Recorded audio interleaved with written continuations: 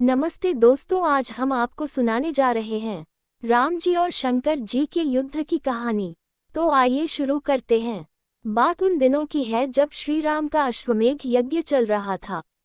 श्री राम के अनुज शत्रुघ्न के नेतृत्व में असंख्य वीरों की सेना सारे प्रदेश को विजित करती जा रही थी। यज्ञ का अश्व प्रदेश प्रदेश जा रहा था।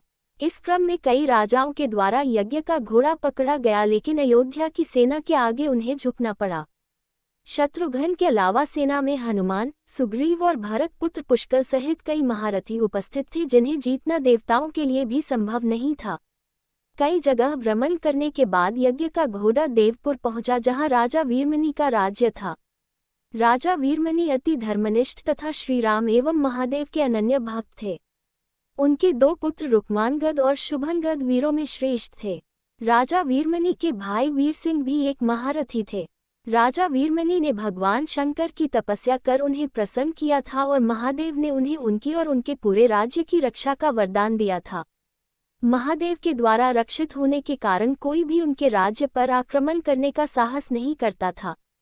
जब अश्व उनके राज्य में पहुंचा तो राजा वीरमणि के पुत्र रुक्मांगद ने उसे बंदी बना लिया और अयोध्या के सैनिकों से कहा कि यज्ञ का घोड़ा उनके पास है, इसलिए वे जाकर शत्रुघ्न से कहे कि विधिवत युद्ध कर वो अपना अश्व छुड़ा लें। जब रुक्मांगद ने ये सूचना अपने पिता को दी तो वो बड़े चिंतित हुए और अपने पुत्र से कहा कि अनजाने में तुमने श्रीराम के यज्ञ का घोड़ा पकड़ लिया है। श्रीराम हमारे मित्र हैं और उनसे शत्रुता करने का कोई औचित्य नहीं है, इसलिए तुम यज्ञ का घोड़ा वापस लौटाओ। इस पर रुक्मांगद ने कहा कि हे पिताश्री, मैंने तो उन्हें युद्ध की चुनौती भी दे दी है, अतः अब उन्हें बिना युद्ध के अश्व लौटना हमारा और उनका दोनों का अपमान होगा। अब तो जो हो गया है उसे बदला नहीं जा सकता, इसलिए आप मुझे युद्ध की आज्ञा दें। पुत्र की बात सुनकर वीरमणि ने उसे सेना सुसज्जित करने की आज्ञा दे दी। राजा वीरमणि अपने भाई वीर सिंह और अपने दोनों पुत्र रुक्मांगद और शुभांगद के साथ विशाल सेना लेकर युद्ध क्षेत्र में आ गए। इधर जब शत्रुघ्न को सूचना मिली कि उनके यज्ञ का घोड़ा बंदी बना लिया गया है तो वो बहुत क्रोधित हुए एवं अपनी पूरी सेना के साथ युद्ध के लिए युद्ध क्षेत्र में आ गए। उन्होंने पूछा कि उनकी सेना से कौन अश्व को छुड़ाएगा, तो भरत पुत्र पुष्कर ने कहा कि तातश्री, आप चिंता न करें। आपके आशीर्वाद और श्रीराम के प्रताप से मैं आज ही इन सभी योद्धाओं को मारकर अश्व को मुक्त करता हूँ। वे दोनों इस प्रकार बात कर रहे थे कि पवनसुत हनुमान ने कहा कि राजा वीरमणि के राज्य पर आक्रमण करना स्वयं परमपिता ब्रह्मा के लिए भी कठिन है, क्योंकि ये नगरी महाकाल द्वारा रक्षित है। अतः उचित यही होगा कि पहले हमें बातचीत द्वारा राजा वीरमणि को समझाना चाहिए, और अगर हम न समझा पाए तो हमें श्रीराम को सूचित करना चाहिए। राजा वीरमणि श्रीराम का बहुत आदर करते हैं, इसलिए वे उनकी बात नहीं टाल पाएंगे। हनुमान की बात सुनकर श्री शत्रुघ्न बोले कि हमारे रहते अगर श्रीराम को युद्ध भूमि में आना पड़े, ये हमारे लिए अत्यंत लज्जा की बात है। अब जो भी हो, हमें युद्ध तो करना ही पड़ेगा। ये कहकर वे सेना सहित युद्ध भूमि में पहुंच गए।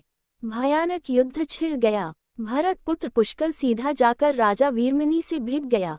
दोनों अतुलनीय वीर थे। वे दोनों तरह तरह के शस्त्रों का प्रयोग करते हुए युद्ध करने लगे। हनुमान राजा वीरमणि के भाई महापराक्रमी वीर सिंह से युद्ध करने लगे। रुक्मांगद और शुभांगद ने शत्रुघ्न पर धावा बोल दिया। पुष्कर और वीरमणि में बड़ा घमासान युद्ध हुआ। अंत में पुष्कर ने वीरमणि पर 8 नाराज बाणों से वार किया। इस वार को राजा वीरमणि सह नहीं पाए और मूर्छित होकर अपने रथ पर गिर पड़े।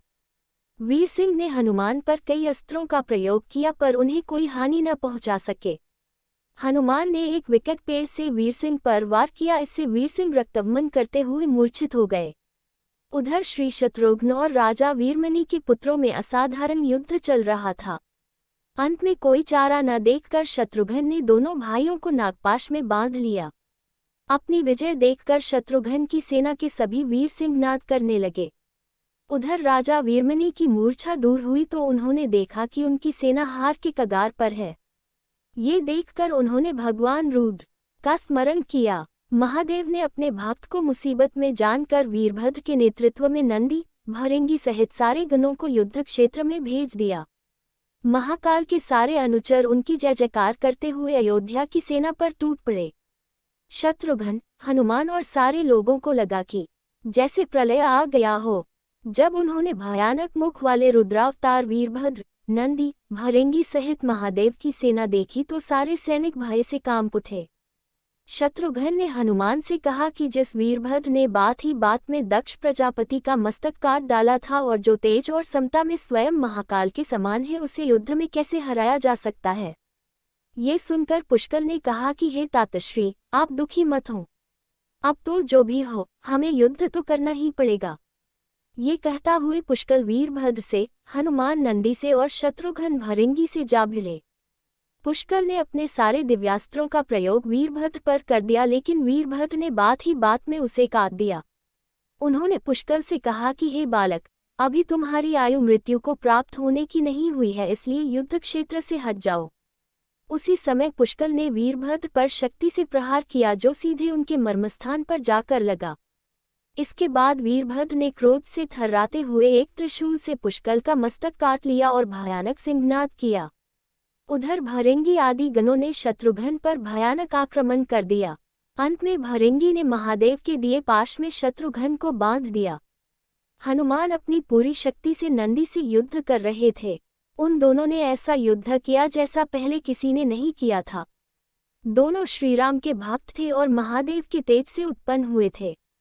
काफी देर लड़ने के बाद कोई और उपाय न देखकर नंदी ने शिवास्त्र का प्रयोग कर हनुमान को पराभूत कर दिया।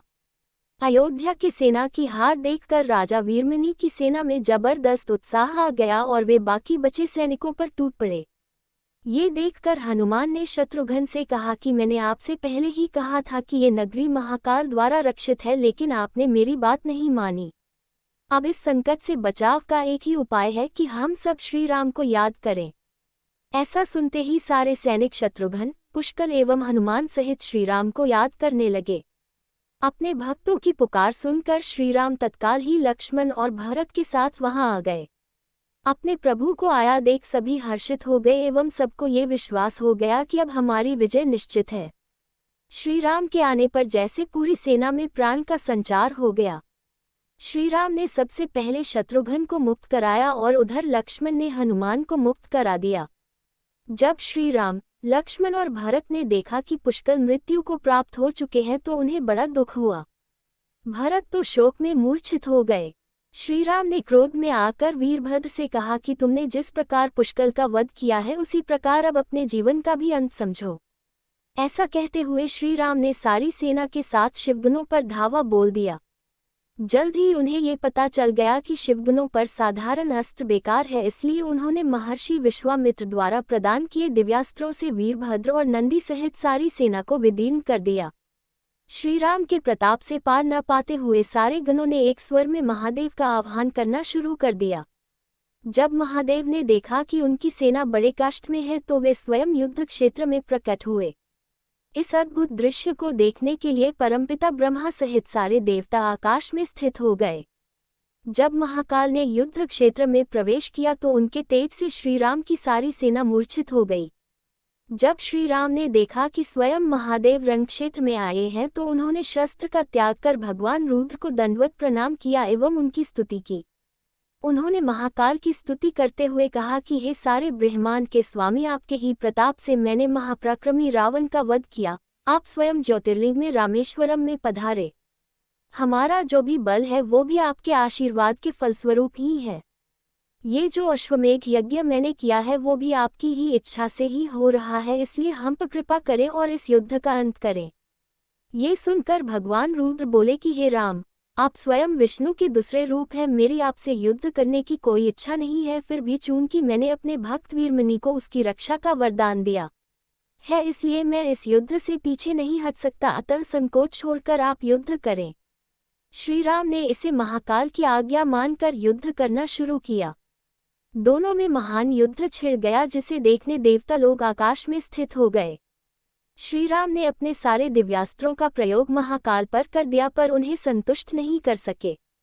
अंत में उन्होंने पाशुपतास्त्र का संधान किया और भगवान शिव से बोले कि हे प्रभु, आपने ही मुझे ये वरदान दिया है कि आपके द्वारा प्रदत्त इस अस्त्र से त्रिलोक में कोई पराजित हुए बिना नहीं रह सकता, इसलिए हे महादेव, आपकी ही आज्ञा और इच्छा से मैं इसका प्रयोग आप पर ही करता हूँ।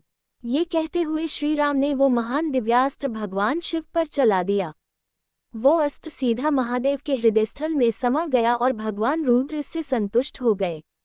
उन्होंने प्रसन्नतापूर्वक श्री राम से कहा कि आपने युद्ध में मुझे संतुष्ट किया है, इसलिए जो इच्छा हो वर मांग लें। इस पर श्री राम ने कहा कि हे भगवान, यहाँ